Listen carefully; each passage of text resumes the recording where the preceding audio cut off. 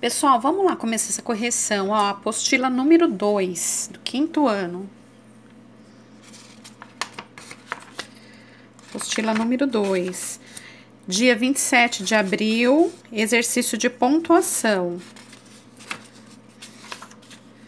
Pontue corretamente o texto. De temperamento calmo e pacífico, vírgula, Luciana, vírgula, a filha mais velha de Maria e Pedro, vírgula, gastava suas horas com a literatura, vírgula, lia livros de comédia, vírgula, romance, vírgula, drama, vírgula, suspense e terror, vírgula, lia escritores clássicos e escritores modernos, vírgula, lia poesia e prosa. Ponto, porque aqui vem um advérbio de pergunta. Onde encontrar Luciana no final da tarde? Ponto de interrogação. Sentada à sombra de uma árvore, vírgula, lendo. Ponto. Percebam que essas vírgulas aqui, gente, elas estão intercaladas, tá? Elas não separam o sujeito de predicado, por exemplo, tá bom? E elas estão assim, como se fosse enumerando as tarefas que ela faz, né? Gastava suas horas com a literatura, lia livros de comédia, romance, então foi separando-se por vírgula, tá? Português, interpretação de texto. Ler e compreender com autonomia. Um texto de gênero de aventura. O gênero é 20.000 léguas no oceano. Então, nós separamos sempre aqui, né, a quantidade, digamos, de parágrafo, apesar de não ter o espaço aqui no texto, né? Veja a ilustração do filme 21 Léguas Submarinas de Walt Disney. Que monstro aparece em destaque? Aqui, ó, na propaganda do filme. Aqui é a sinopse, um resumo do filme, né? E aqui a propaganda. O que que aparece em destaque? Um polvo, certo? Um polvo. Gente, então assim, na hora de fazer a leitura, a gente enumera os parágrafos, tá? O Nautilus navegava com rapidez. Ultrapassamos o círculo polar e, no dia seguinte, avistamos uma coisa a oeste. Era a Terra do Fogo, na extremidade da América do Sul. Submergimos e continuamos a seguir para o norte, pelo Oceano Atlântico. No dia 20 de abril, chegamos à altura das Antilhas. Navegávamos a uma profundidade de 1.500 metros.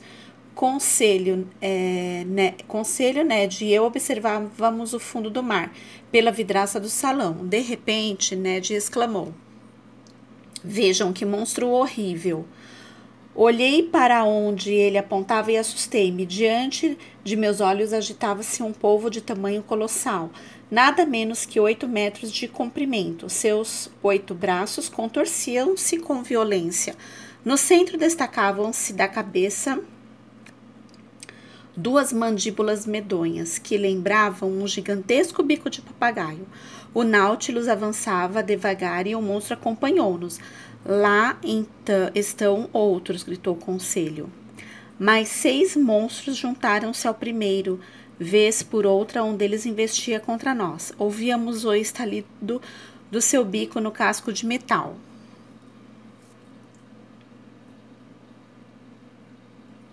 De repente sentimos um choque, o ruído da hélice cessou.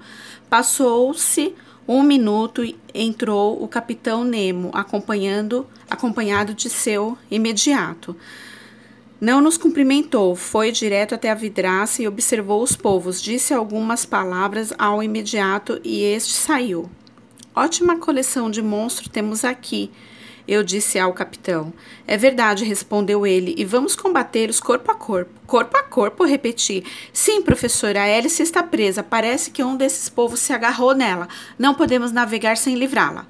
O capitão dirigiu-se à escada da escotilha e nós o seguimos. Ali estavam os 10 homens, armados de machadinhas. Eu e o Conselho também pegamos armas iguais. Ned preferiu seu arpão. O Nautilus atingiu a superfície. Logo que a tranca da escotilha foi levantada, um daqueles longos braços penetrou pela abertura. Com um golpe de machadinha, o capitão Nemo cortou o tentáculo. O monstro retirou-se e saltamos para fora. 2 outros braços agarraram o marinheiro e o ergueram no ar. O homem gritava em desespero. Nemo lançou-se contra o monstro e cortou-lhe mais um braço. Nesse momento, o animal expeliu um jato líquido escuro. Ficamos cegos. Quando a nuvem se dissipou, o polvo havia desaparecido no mar e com ele o marinheiro que segurava. Outros polvos gigantes rastejavam sobre o Nautilus. Lancei-me sobre um deles e enterrei-lhe a minha machadinha. Os homens distribuíram golpes cortantes entre a profusão de tentáculos sob ondas de sangue e tinta negra. A luta durou cerca de 15 minutos. Os monstros feridos de morte ou mutilados abandonaram o navio e desapareceram. Depois de liberarem a hélice, os marujos voltaram para o interior do submarino. O capitão Nemo, tinto de sangue, permaneceu imóvel no passadiço, contemplando o mar que havia engolido um de seus homens. Algumas lágrimas corriam-lhe pela face. Esse texto é de Júlio Verne, 20.000 léguas submarinas. Vou continuar depois.